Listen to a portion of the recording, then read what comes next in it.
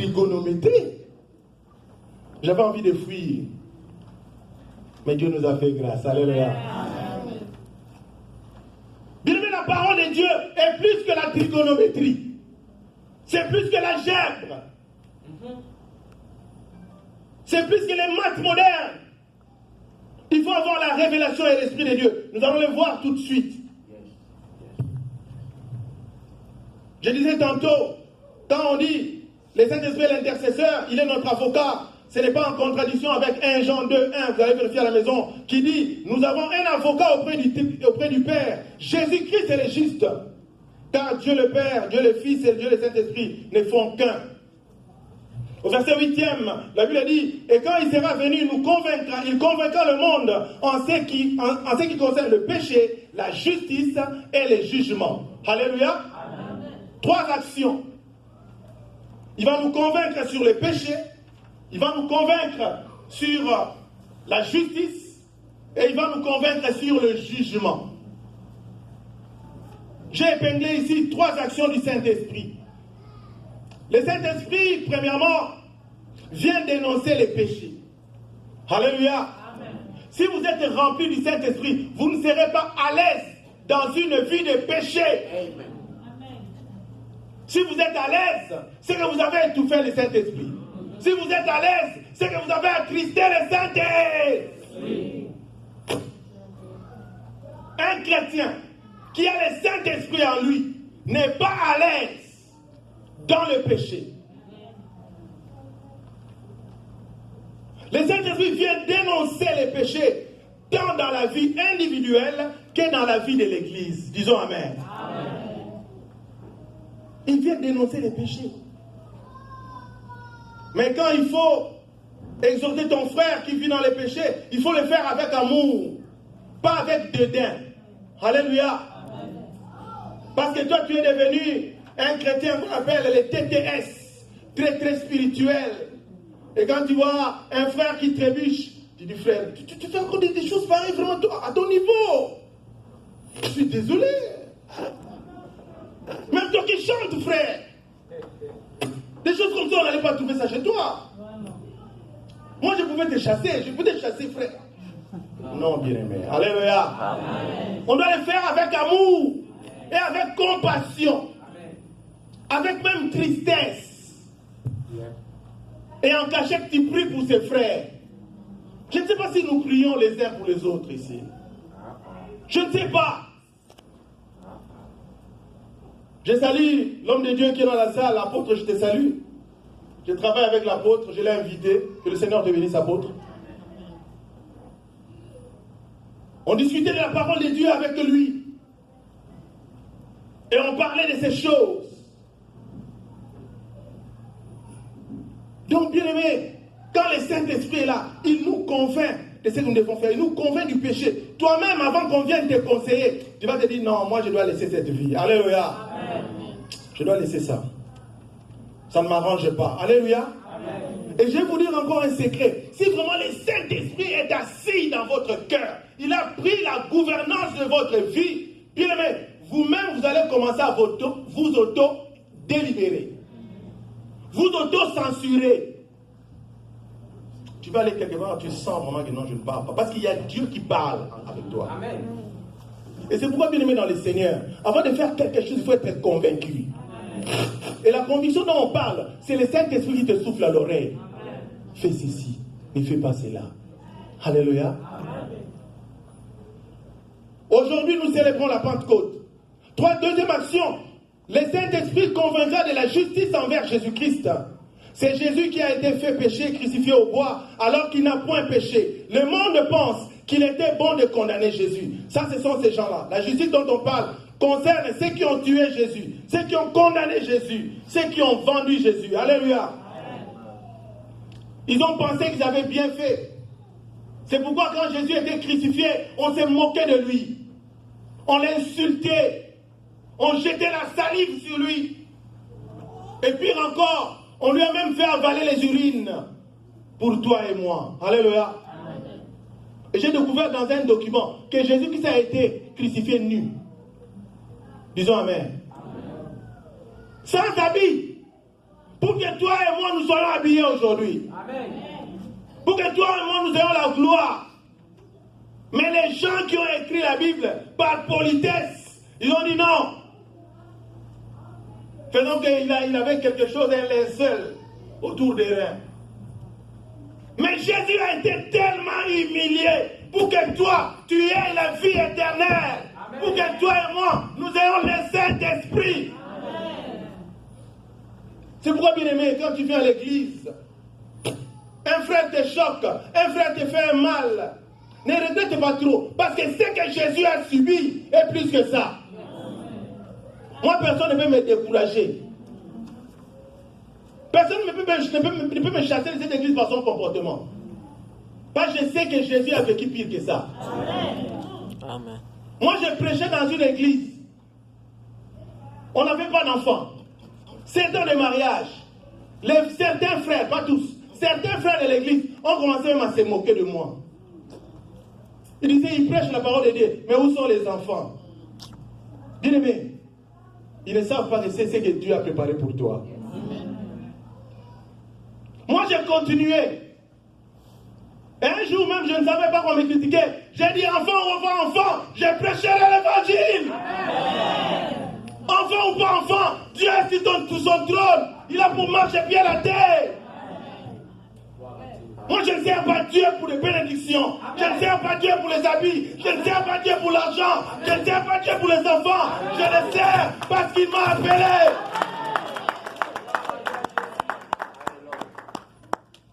Point, c'est tout. Le reste, lui-même sait. Le reste, lui-même sait. C'est pourquoi bien, il ne faut même pas me critiquer. Parce que Dieu sait. Enfin, le Saint-Esprit convaincra du jugement. Le monde juge que le jugement de Dieu doit tomber sur Jésus. C'est ce que les gens pensaient à l'époque. Alors que c'est le diable qui sera condamné à la croix. Jean chapitre 11. Papa Jean-Marie, tu peux nous préparer Jean 16, 11, s'il vous plaît. C'est très important. Jean chapitre 16, verset 11. Le Saint-Esprit est venu pour nous convaincre du jugement. Oui, Papa Jean-Marie. Jean 16, 11, nous lisons le nom de Jésus. Le jugement, parce que le prince de ce monde est jugé. C'est tout? Oui. Qui a la version du second? Version du second, rapidement. Je lis ici. Et au sujet du jugement de Dieu, parce que le dominateur de ce monde est d'ores et déjà condamné. Alléluia. Amen. Les gens pensaient que les jugements tomberaient sur Jésus. Or, la Bible nous dit clairement au sujet du jugement de Dieu, parce que le dominateur de ce monde est d'ores et déjà condamné. Bien aimé, le diable est déjà condamné. Satan est déjà condamné. Lucifer est déjà condamné. Il ne faut même pas le suivre parce que tu tomberas avec lui. Si tu marches dans les ténèbres, tu tomberas avec lui. Bien aimé, le point suivant, acte 1, 4, 5, je l'ai intitulé la promesse de l'Esprit. La Bible dit au verset 4, Jésus dit aux disciples de ne pas s'éloigner de Jérusalem, afin d'y attendre ce que le Père avait promis, ce que je vous ai annoncé, leur dit-il. Mais Jésus instruit ses disciples, alors qu'ils prenaient un repas, de ne pas quitter Jérusalem. Je voudrais faire un petit commentaire sur ces contextes dans lesquels Jésus a parlé. C'était autour d'un repas. Bien aimé, en lisant cette parole, je me suis rendu compte que Jésus avait, même sur terre, une communion avec ses disciples. Alléluia. Pour parler à ses disciples, il a organisé un repas. C'est alors qu'ils étaient en train de manger qu'il leur a parlé de ces choses. Amen, amen. C'est pourquoi, bien aimé, même en famille, ayons des repas familiales. Vous êtes autour d'un repas. Je me rappelle, je bénis le Seigneur pour ma mère. Là où j'ai grandi, nous on mangeait à l'heure. Ça dit qu'on devait manger, on attendait tout le monde. Alléluia. On t'attend, viens vite. Et quand on s'aimait, Mon père était là, paix à son âme. Et on commençait à parler. C'était le moment où on parlait des choses, chacun disait ce qu'il pensait. C'était comme une réunion familiale. Alléluia. Amen. Le moment de repas. Et Jésus aussi, c'était pareil. Il ne venait pas, il voyait les disciples, il dit, toi viens. Tu sais que... Non. Il venait, on organise un repas. Il s'asseye et il commence à manger. Pendant qu'il mangeait, c'était un moment de communion profonde. Alléluia. Amen. Quand vous mangez avec quelqu'un, la personne est mise en confiance. Amen. Amen. Et il peut bien t'écouter. Parce qu'il est en train de manger. Jésus instruisait ses disciples pendant le repas. Et il leur a dit de ne pas quitter Jérusalem, mais d'y attendre le don que le Père a promis, le Saint-Esprit ou l'Esprit de Dieu. Jésus fait part ici de la promesse de Dieu aux disciples. Alléluia. Il souligne en disant, c'est que je vous ai annoncé. Dans la première lecture que nous avons faite, quand il a dit, il vaut mieux que je m'en aille, afin que je vous envoie le Saint-Esprit. Il avait annoncé ça à cette occasion-là. Et il leur a rappelé dans Acte 1, 4 à 5. C'est que je vous ai annoncé. Il faut que cela arrive. En fait, le Saint-Esprit est une promesse de Dieu pour communiquer la présence et l'amour de Dieu, je l'avais dit. Et avec le Saint-Esprit, les chrétiens ont la protection totale. Amen. Amen. Mais c'est très important d'avoir le Saint-Esprit. Avec le Saint-Esprit, nous avons la protection totale de la part de Dieu. Et nous sommes comblés par l'amour infini de Dieu. Voilà pourquoi nous devons désirer le Saint-Esprit dans nos vies. Car sans lui, nous ne pourrons rien faire. Sans le Saint-Esprit, nous ne pourrons rien faire, bien-aimés. Je vais vous donner un petit témoignage. Nous sommes en décembre 2007. On me recrute dans une société à Kinshasa pour la première fois. Je commence à travailler et le Seigneur me dit, tu dois jeûner 30 jours. Alléluia. J'ai dit 30 jours. Et le Seigneur ne pouvait pas me dire si je n'avais pas le Saint-Esprit. Alléluia. Parce que quand vous avez le Saint-Esprit, vous l'écoutez. Le Saint-Esprit est une personne. Il est en vous. Il m'a dit, tu dois jeûner pendant 30 jours. Je fais part à mon épouse, non, voilà, le Seigneur m'a dit, je dois jeûner 30 jours. Alors qu'on venait de m'embaucher. J'ai commencé et j'ai obéi à cette parole. Je descendais le soir, et toute la journée, j'étais en prière et en jeûne. Bien aimé, c'était au mois de décembre 2007. Et à la veille de Noël, je revenais du travail. Je n'avais pas de voiture, il y a un ami qui me prenait et on rentrait ensemble. Alors que nous étions en train de rentrer, nous sommes arrêtés, c'était dans un embouteillage, je crois. Et du coup, j'ai entendu un coup terrible derrière. On nous a connus. Et c'était terrible. On était avec l'ami. L'ami aujourd'hui aussi est pasteur. J'ai béni le Seigneur pour lui, s'il va suivre cette vidéo. Mon ami était là, nous étions des frères, mais aujourd'hui il est aussi pasteur. Alors, on nous a cognés par derrière, boum! Et on nous a conduits, et la voiture a cogné encore la voiture qui était devant. Donc, on nous a coincés entre deux voitures. Et les gens ont accouru. J'avais regretté parce qu'on nous a volé, moi je n'avais pas l'argent, mais le frère qui était avec moi, il avait l'argent. On lui a tout volé. C'était l'argent de son salaire, c'était beaucoup d'argent. On lui a tout volé et on nous a sortis de la voiture. Mais j'ai béni le Seigneur parce qu'on n'avait aucune égratignure. Amen.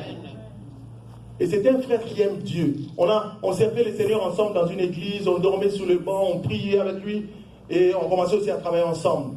On nous a cognés et on n'avait aucune égratignure. Même pas un chevet à quitter notre tête. On nous a libérés, nous sommes rentrés à la maison et la voiture était méconnaissable. La voiture était déclassée, comme on dit. Et rentré à la maison, j'ai prié, j'ai dormi la nuit. Écoutez ce qui va se passer. Je dors la nuit, je fais un rêve. Ce n'est pas une vision. Je suis en train de voir maintenant l'accident en différé. C'est comme si on était en train de filmer l'accident. Alléluia. Amen. Je vois la voiture qui vient, nous on est dedans, et puis je vois la voiture qui vient nous cogner. C'est comme le pasteur nous a enseigné le dimanche passé sur l'esprit Uriel, je pense, l'ange Uriel. Voilà, l'ange protecteur. Et je vois la scène, on vient nous cogner, on nous pousse, nous cognons la voiture qui est devant, et du coup, dans les rêves, dans la vision, je vois quelqu'un, avant qu'on puisse nous cogner, on nous a enlevé de la voiture. On nous a mis à côté de la route. Et la voiture s'est cognée. Alléluia. Amen. Bien-aimé, si tu es rempli du Saint-Esprit, tu vivras les miracles dans ta vie. Amen. Et je voudrais te dire, si tu as déjà reçu Jésus-Christ dans ta vie comme ton Sauveur et ton Seigneur, le Saint-Esprit est en toi. Amen. J'ai vu la scène en différé. Bien-aimé, si tu es chrétien, tu dois être confirmé que tu vis une vie surnaturelle. Et le lendemain, on était parti encore au travail avec l'ami. Mais la voiture, jusqu'à aujourd'hui, n'avait jamais été utilisée. C'est très important, bien aimé dans le Seigneur.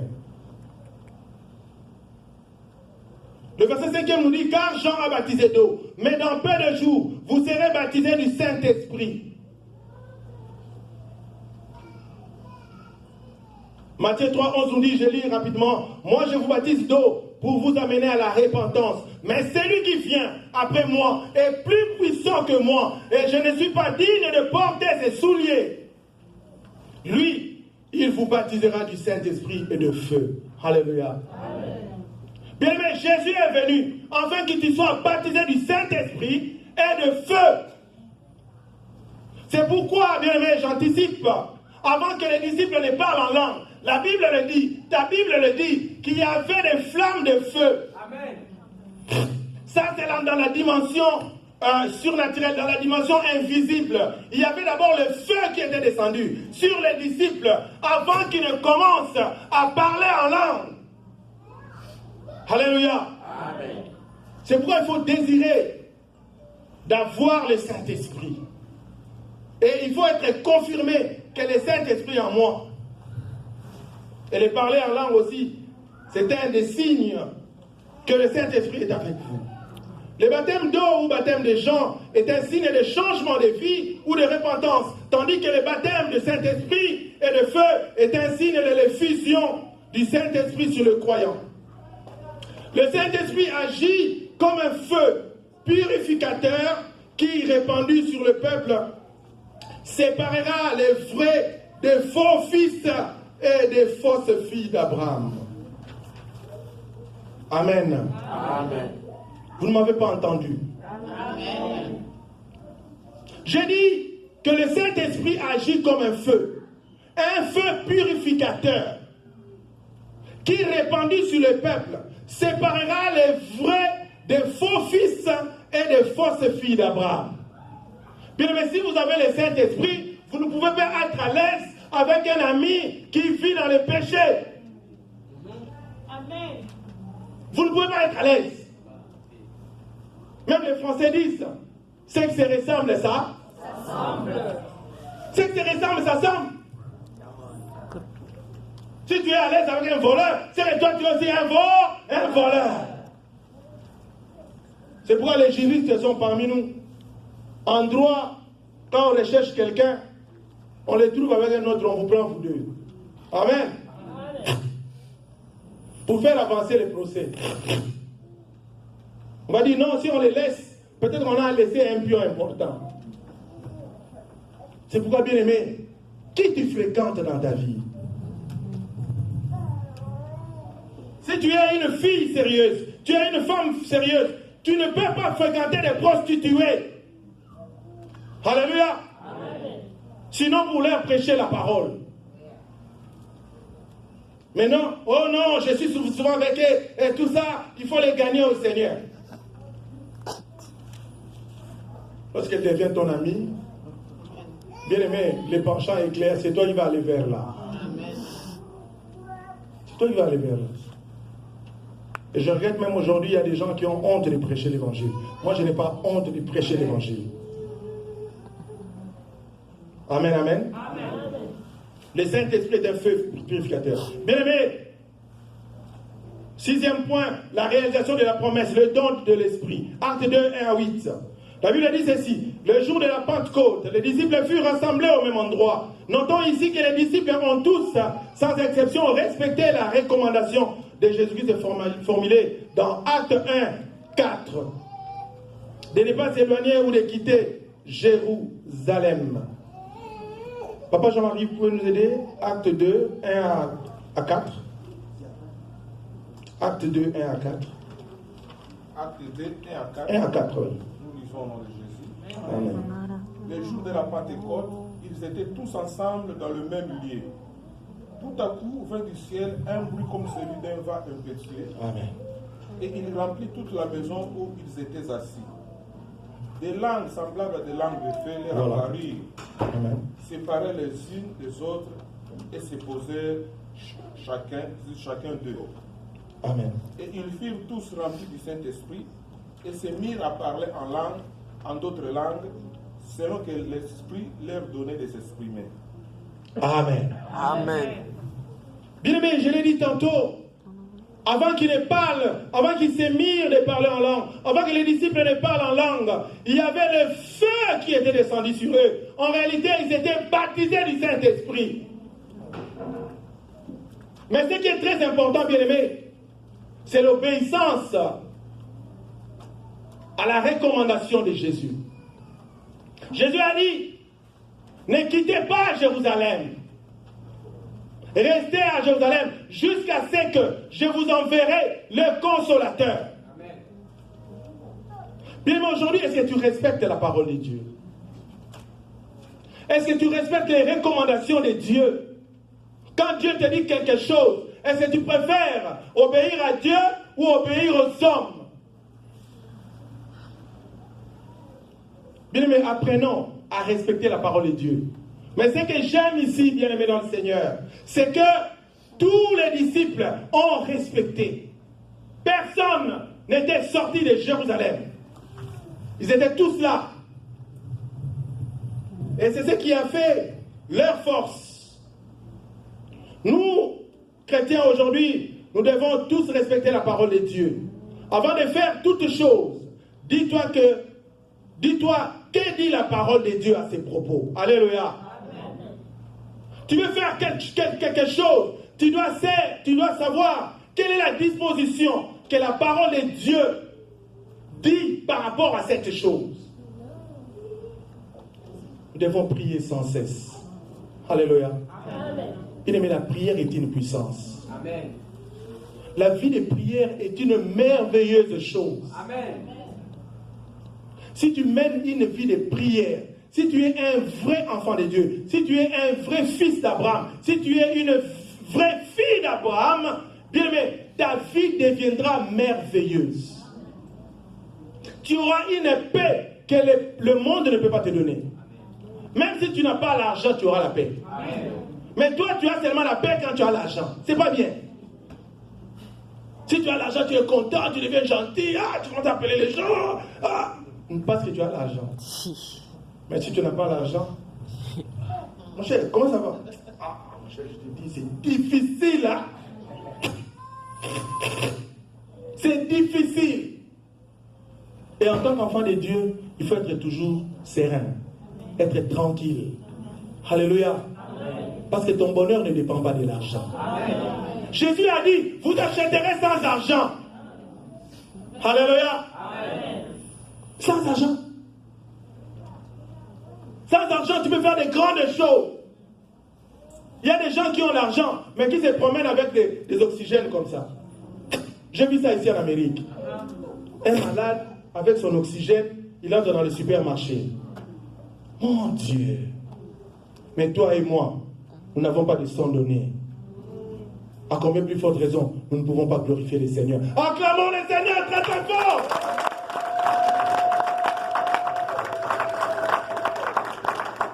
Nous sommes en train de chuter, bien aimés.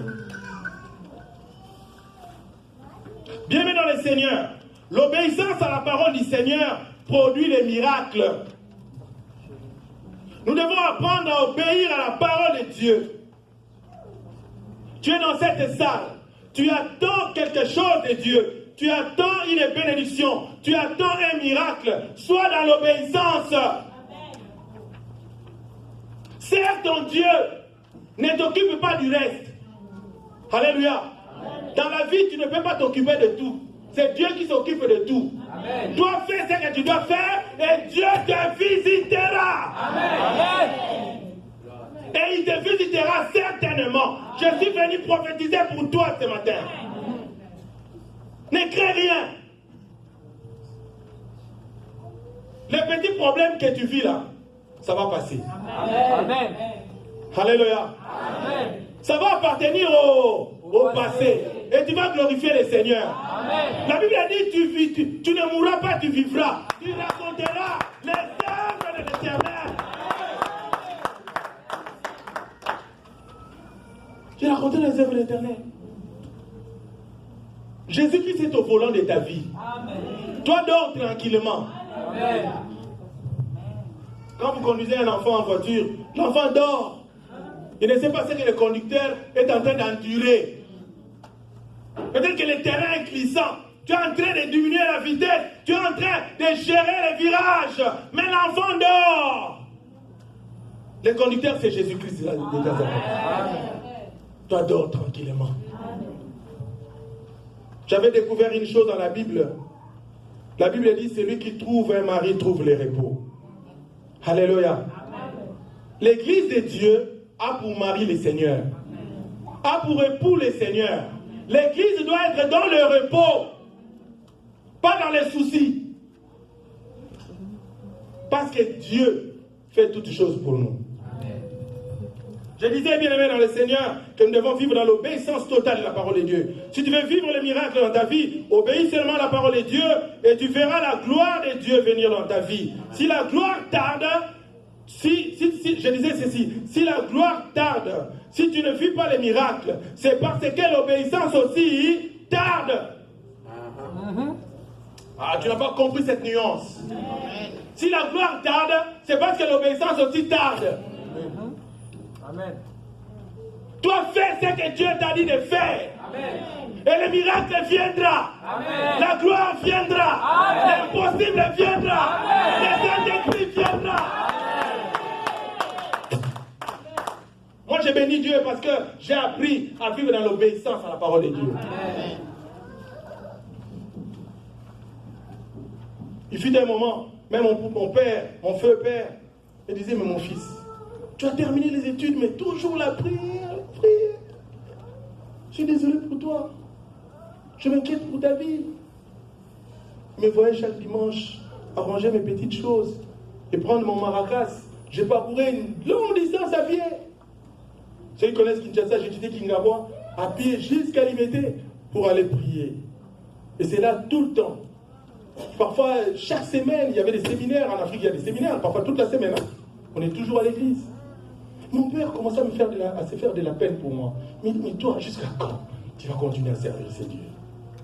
Tu n'as pas de travail. Tu n'as rien. Tu n'as pas de mariage. Tu n'as pas d'enfant. Mais tu continues. Écoute mon fils, viens. Je vais te montrer comment faire pour réussir dans la vie. Tu as étudié la science des Blancs. Et moi, je vais t'apprendre comment faire. Et tu deviendras ministre. Moi, je dis, papa, garde ces choses-là. Alléluia. Amen. Je n'avais pas paniqué par rapport à ces fausses promesses. J'ai dit, le Dieu que je sers, c'est un Dieu fidèle. Amen. Bien aimé, le Dieu que tu sers est un Dieu fidèle. Amen. Si on projette ton avenir glorieux sur cet écran, bien aimé, tu vas commencer à rire maintenant jusqu'à demain. Parce que Dieu fera de grandes choses dans ta vie. Amen. Mais à condition d'être rempli du Saint-Esprit. Amen. Et il ne faut pas attrister cet esprit. Il ne faut pas que le Saint-Esprit soit attristé jusqu'à te quitter. Là, c'est le drame. Au verset 4, il nous dit, ils furent tous remplis du Saint-Esprit, c'est-à-dire par l'Esprit de Dieu. Ceci décrit une plénitude soudaine de l'Esprit, rendant capable d'accomplir un service ou de parler de la part de Dieu. Bien aimé, pour servir le Seigneur, il faut être rempli du Saint-Esprit. Yes. On ne sert pas le Seigneur n'importe comment. On ne s'improvise pas. On ne s'improvise pas. Moi, il y a un frère, toujours en Afrique, qui m'avait rappelé un jour. Il est venu me voir à la maison, beaucoup d'années plus tard. Il m'a dit, ah, papa, tu te rappelles encore quand on priait là, on était jeunes. Un jour, tu étais passé devant, on avait prié pour toi. Et il y avait une grande manifestation du Saint-Esprit. J'ai dit, oui, je me rappelle encore. Alléluia. Mais quand on appelle les gens ici devant, pour prier, en fait, qu'on prie pour eux, pour qu'ils puissent être remplis du Saint-Esprit, il faut venir. Moi, je l'avais fait un jour. Et le Seigneur m'avait visité puissamment. Et ma vie avait changé. J'ai commencé à prophétiser. J'ai commencé à parler en langue. J'ai commencé à faire des visions. J'ai commencé à prier pour les malades. Les malades guérissaient. Un jour, je l'ai partagé avec l'apôtre. Je suis parti voir ma tante. Alors que j'étais en visite familiale. Arrivé là-bas, le Seigneur m'a dit, tu ne manges pas. Prie pour la famille de ta tante. Et je commençais à prier. Tout le monde dans la famille était tombé par terre. Alléluia. Les choses que nous voyons à la télé, parfois fabriquées, mais moi j'ai vécu ça en original. Amen. Tout le monde était tombé.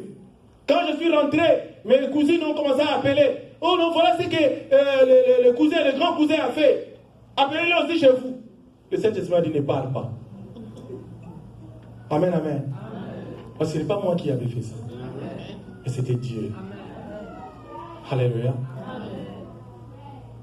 Alors, bien-aimés dans le Seigneur, ayons la plénitude du Saint-Esprit. Quand nous prions à la maison, demandons toujours d'être remplis du Saint-Esprit. Demandez la présence du Saint-Esprit.